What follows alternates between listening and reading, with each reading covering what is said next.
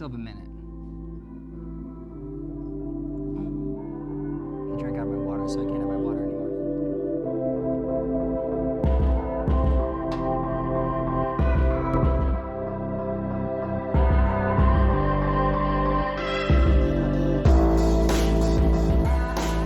This is 5 on 20 News with Ani Quintella And Ty Besh. and a puppy. It's 4:20. It's 4:20. And we're coming to you live from the Creative Tucson studio in downtown Tucson. Say something about. Oh no, I want me to say it because you have to leave the first. Okay.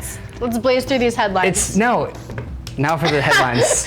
Let's blaze. Arizona paid less than the average amount in taxes compared to other U.S. states, according to the study by the National Priorities Project.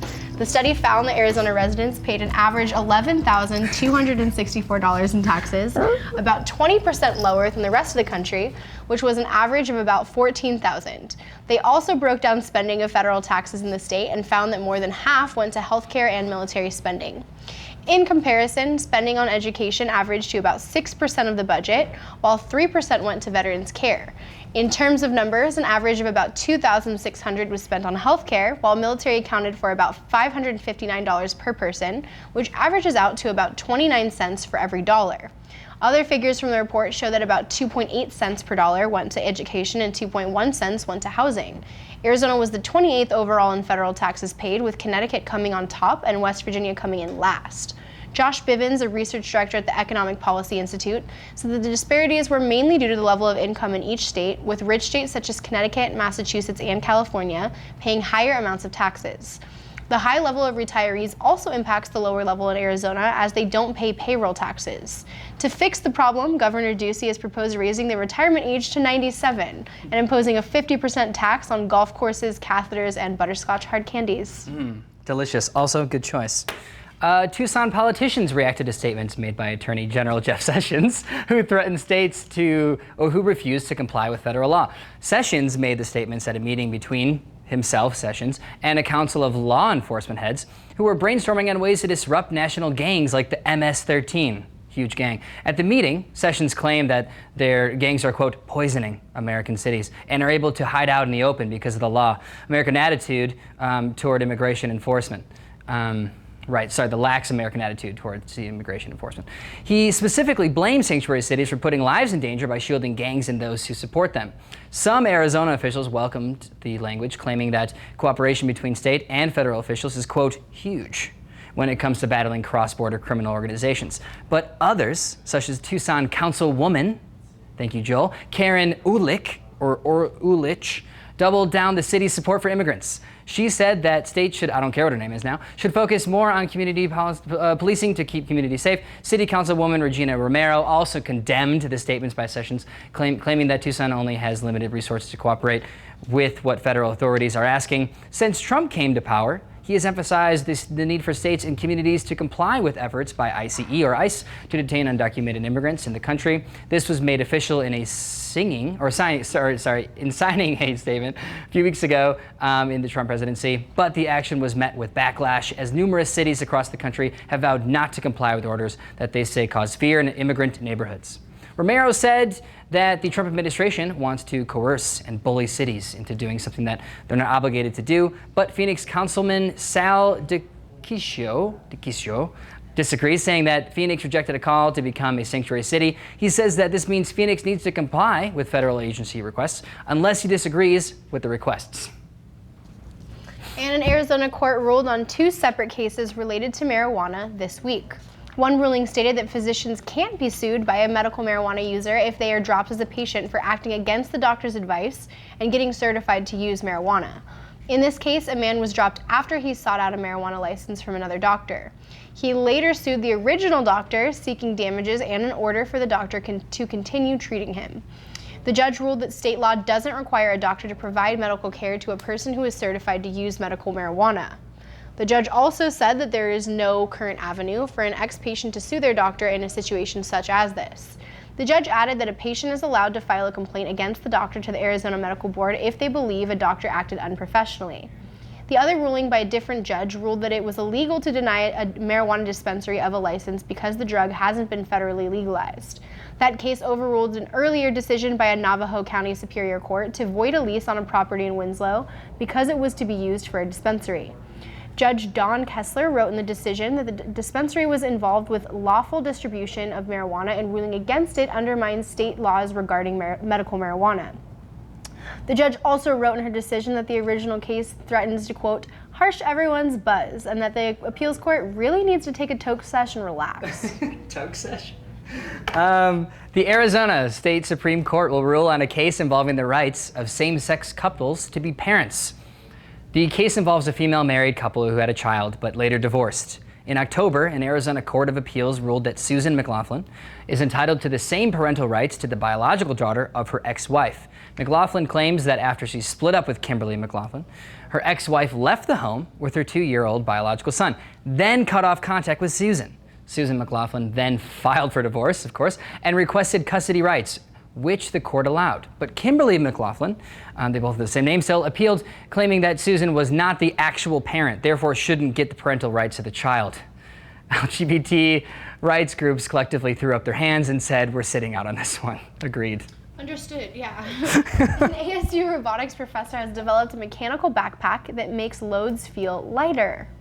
Could have used that for the trip I just came back from. Yeah. Thomas Sugar built what he calls the Pogo Pack, which uses several battery-powered springs that drive a plate up and down. The plate continually shifts the weight out of a backpack's cargo as the wearer walks, making it feel lighter. Sugar said that he uses an inertial sensor like that used in a cell phone to track the movements of whoever wears the backpack so that they can be measured and the weight adjusted as appropriate. He said that he began developing the pack after he was contacted by Army officials who were trying to figure out ways to make the soldiers' packs, which can weigh up to 120 pounds, lighter when they have to travel. Sugar has also experience developing exoskeleton devices or mechanical body coverings for soldiers in the field. But don't expect to buy a robot backpack anytime soon. Sugar says that a consumer model is still a long time from becoming a reality, as he's only at the prototype stage. He's also waiting for more battery and technology to improve, as this is still an obstacle for wearing the packs for long hikes. But he pictures a future where solar panels will help recharge the batteries so people can rent them for long hikes, such as the Grand Canyon. He also pictures a future where the backpacks start their own utopian society after rebelling against the humans, but that's a whole other story. I was gonna say, by the time this gets like GoFundMe money, we're all gonna have droids anyways, so we don't need backpack, whatever. Follow you with your gear. Yeah, exactly, yeah, follow me, droid. I wanted to take a moment, to talk about the program you're watching right now. Here at 5 on 20, we are undertaking a new kind of citizen journalism. We are going to give you the news as we see it and as she sees it. And we want more people to speak up with us. So we need writers, hosts, anchors, camera people, sound people, the whole gamut. The times require a new way of informing ourselves. So join us, do it right now. Email us at info@creativetucson.org to get involved. And if you think there's a story we're missing, a person we should interview, an upcoming event we should cover, or have any news tips for us, shoot an email to info@creativetucson.org. You can trust us.org. We are here for you, and we want to cover all the stories from all points of views, so don't be strangers, you guys. Now let's go over to national and international news. Let's do it. Let's do it. A massive rally in Venezuela resulted in at least 3 deaths yesterday as protesters took to the streets to rail against the government of Nicolas Maduro. The organizers dubbed the event the mother of all protests, as hundreds of thousands turned out, according to several independent Venezuelan media outlets.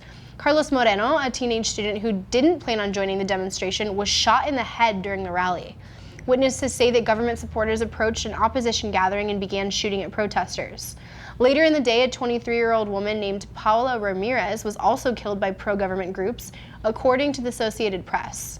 Since last week, 5 Venezuelans, including a 13-year-old boy, have been killed in anti-government protests. Venezuela is suffering from food shortages and massive inflation in the triple digits. The rallies are also targeting the Maduro government for what they claim is a creep toward a dictatorship. Maduro has tried to tighten his power on the South American country. Maduro backed off of a proposal that would have decreased the power of the opposition-led legislature because mass protests broke out after the ruling. The country's Supreme Court, who is loyal to Maduro, originally granted him the increased power before Maduro changed his mind. Maduro's in the legislature are calling for new elections, which Maduro has postponed until next year. This is a few months after Maduro canceled a referendum that could have ousted him from power. Maduro says that the opposition is taking order from the U.S. and is taking part in a conspiracy to destroy the country's socialist system. On Tuesday, Maduro announced on state TV that the U.S. government has given the green light for a coup process in Venezuela. This brings back bad memories for some Venezuelans who still remember the 2002 coup attempt against former Venezuelan President Hugo Chavez. Also today, American car manufacturer GM revealed that their factory in Venezuela has been taken over by the Maduro government. The company has suspended all operations in the government and has called the act a, quote, illegal seizure of its assets. About 2,700 workers were employed at the plant, who GM says will get separation payments. The Maduro government did not respond to inquiries, but there's still been increasing reports of broken down GMC Jimmys littered around yards in Caracas. Jimmys! Great machines. In what is certainly just a coincidence, I got this one. Ivanka Trump's brand was granted approval in China on the same day that her father met with the Chinese president last weekend. Chinese President Xi Jinping visited Mar-a-Lago, or the Winter White House, for a meal, and to watch Trump carry out airstrikes for after-dinner entertainment. But on the same day, Ivanka Trump Marks LLC was granted 3 new trademarks for her brand of jewelry, bags, and spa service, according to released documents. Since Trump's inauguration, Ivanka's brand has received 4 trademarks and has 32 others currently pending. While she no longer manages the company, of course, she still technically owns it. Wonderful. Which has ignited criticism over possible conflicts of interest. No, wait. This has become a bigger issue when Ivanka took an official advisory position in the White House. Right, I remember that. Since taking the position, she's been frequently seen wearing her own clothing. Duh. U.S. law prohibits government officials from dealing in government matters that could enrich their business or their spouses. Since most of the products offered by Ivanka's brand are made in China, she could directly benefit from U.S. policy on trade or China's currency. Ivanka's attorney has said that she will recuse herself if there's a conflict of interest. Yeah, once she figures that out. However, she declined to answer any question about the trademark appearing to create a conflict of interest. So she won't even think about it. In completely unrelated news, Chinese President Xi Jinping has been sauntering around town in fuzzy knee-high boots. Do we have a photo of that? 3 current and 4 former unnamed U.S. officials told Reuters that a Russian think tank controlled by President Vladimir Putin designed a plan to affect the outcome of the 2016 election. The officials described 2 confidential documents from the think tank that lays out the strategy used to influence the election. Russia is accused of pushing propaganda and possibly launching cyber attacks on Hillary Clinton in order to sway the election. However, the issue has become politicized, with the other side calling the claims a modern-day witch hunt. This is the first time that the documents have been mentioned.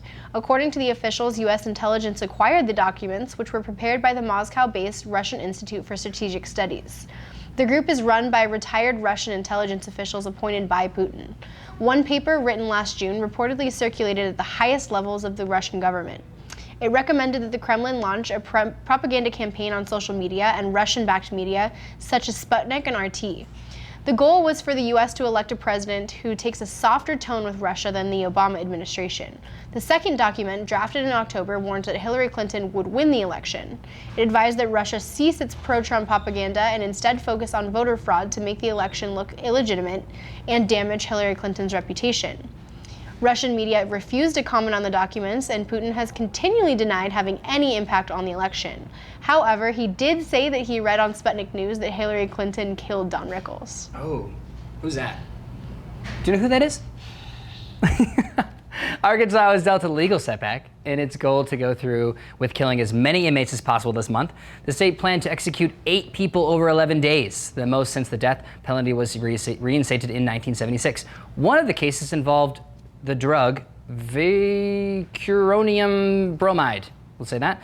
The company that makes the drug, McKesson Corp, sued to prevent it from being used in the execution because they argued that it would harm the company's reputation, which, I don't know if you guys also knew this, the companies have been saying that it wasn't meant for this. Judge Alice Gray said that McKesson would suffer, quote, irreparable harm that could not be fixed by monetary means. In all, 4 of the 8 inmates on death row received stays. However, if the state were to obtain another supply of the chemical, then the executions could still happen. Arkansas Attorney General Leslie Rutledge said that the state would also appeal to the ruling. In a separate death row case, the Supreme Court voted 4-3 to grant a stay for the execution of Stacey Johnson, who was convicted of killing a 25-year-old woman in 1993. The court ruled that Johnson should have the ability to use advanced DNA techniques to try and prove his innocence, since the technology has improved so much since the murder occurred. Also challenging his execution is Linda Lee, who is asking for a stay, along with another group of inmates who are trying to delay their execution until the end of the month. The timing is significant because this would be when the state runs out of the supply of execution drugs, which is why the state is in such a hurry to kill its inmates. In this case, the inmates charge that the decision is contrary to the evolving standards of decency. Arkansas officials argue that this is relevant because the state hasn't yet evolved its concept of decency.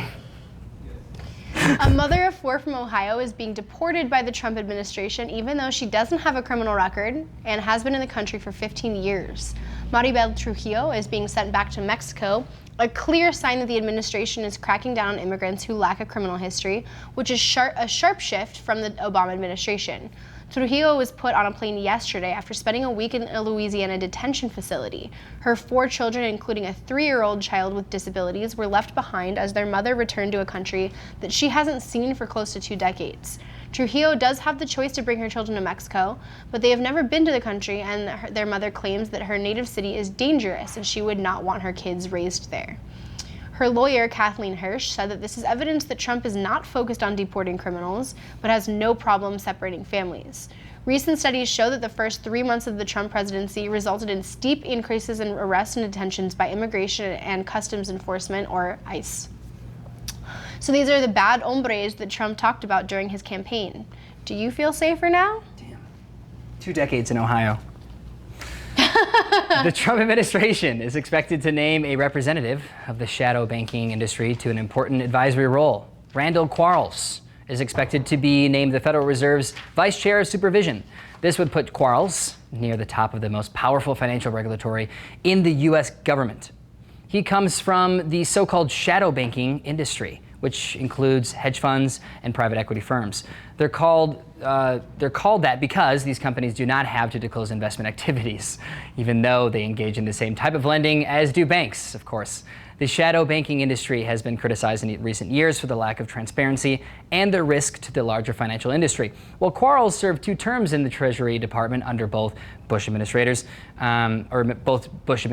it's his tenure at the Carlyle Group that's raising concern. The Carlyle Group is a $169 billion private equity monster, of which Quarles was part of the financial services team, which is registered in the Cayman Islands. A well-known this paragraph is getting great. As part of the group, Quarles was known for scooping up medium to small banks who were failing.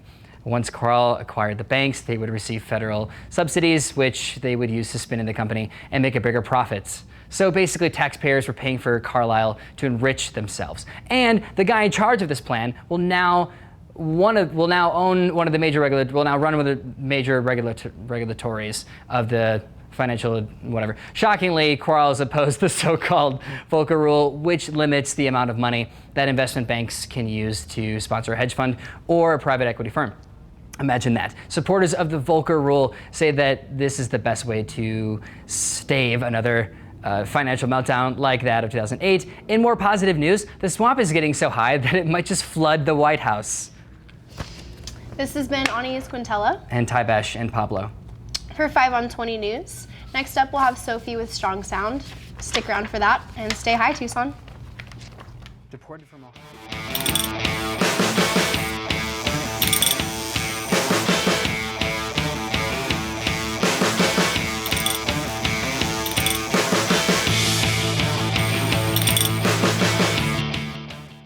Hi Tucson, I'm Sophie Gibson-Rush here, lucky to be joined by Sean Cullen, Artistic Director of Reveille Men's Choir. He's here to talk about the upcoming year-end show that they're putting together. Hi Sean. Hi, nice to meet you. Nice to meet you too. So really quick, the show is on May 13th and 14th at the Temple of Music and Art, and what's it called? What's Love Got to Do with It? So what can people expect from this show? So basically, it's a take on love in the many ways that it affects us. And so there's going to be happy moments and funny moments. And any way that love can really be attached to a song, we've found a way to kind of deliver it to the Tucson community. That's an enormous amount of repertoire to choose from. Yeah, we're doing everything from the Beatles to a 90s boy band moment. We're doing some classical music. It's just so eclectic and all over the place, just as love is. Anything tragic? Just as love sometimes is? Love can be tragic and heartbreaking, and so we're going to share a little bit of that too. Cool. Good. Yeah. You've got the We got three everything. We have the dimensions. whole gamut. We have the whole gamut. Awesome. So a little bit about Reveille. What makes it different? What sets it apart? Well, we're the only choral experience in Tucson that's focused around the LGBTQ community, focused on the TTBB side, which is the tenor and bass side. So it's really not gendered, but we are a men's chorus. We're always open to anybody that wants to come and sing with us. We have gay men, bisexual men, trans men, straight allied men. We have everybody coming to sing with us every week. Yeah, so it's more about tone of voice than Absolutely. whatever else you're identifying as. As long as you can sing the part, you can come sing with Reveille. That's so awesome. I Yeah. didn't realize that. So because it's more than just a choir, what would you say Reveille's role in the Tucson community is? We create a space for people to express themselves through music, as well as attach themselves to a mission. Our mission is changing lives through music, and we do that by presenting songs and pieces of theatricality that can impact people and change people's views on diversity, equality, inclusiveness, all those wonderful things that makes a community here in Tucson really rich. Yeah, and we were talking a little earlier, and one thing you said that I really responded to was that it's a place where people can come to socialize, to be together, including the audience. Absolutely. Outside of like a bar. Or Absolutely, something like yeah. that. It's an alternative space. For sure. Tucson is small but large, Yeah. right? And so in the queer community, we have a smaller environment. And to find a place where you can be yourself and express yourself through music and meet new friends and find another social outlet is kind of rare. And so Yeah. Reveille is providing that space for everybody from 18 to 70 some. That's so great. So how would someone join that space? So you can contact us through reveillemenschorus.org, and we have open auditions once in August and once in January each year. You come in, you hang out with us for a couple of rehearsals, and then if you like it, you stay for a voice check, which is me just checking to see which part you belong in. Let's get to you. Okay. So I know because of some of my connections to the classical music world that choral directors have a reputation for being autocrats. How do you view your job? I love my job. I'm blessed to be able to come in and work with people that are just amazing and work with songs and different genres of music every day. I'm a teacher by day, so I get to work with middle school students. Oh, cool. And I work with college students at the Arizona Repertory Theater, and then finally an amazing group of men each week with Reveille. So I'm lucky. I get to do everything through song. It sounds like it's a lot of give and take. For sure. Yeah. I get a lot back from the amazing voices and the energy, and then we put that together and deliver it to our community, hopefully with an amazing message for change. Do you have a specific favorite moment or part of your job? I love the process. It's not really about the product for me, it's seeing the growth within the singers and the songs. I know that you're a musician as well. Yeah. So seeing that point where we start everything from scratch and it's really kind of horrible, and then we end where it's absolutely fantastic. I love that whole journey. Sometimes there's I know. it's really rocky and Yeah, awful. it can But be yeah, rocky. yeah, I'm glad to hear that lifts my spirit. For sure. One more time, just recap the show. How do people get tickets? How can they support you? Sure. It's What's Love Got to Do with It at the Temple of Music and Art at the Home of Arizona Theater Company.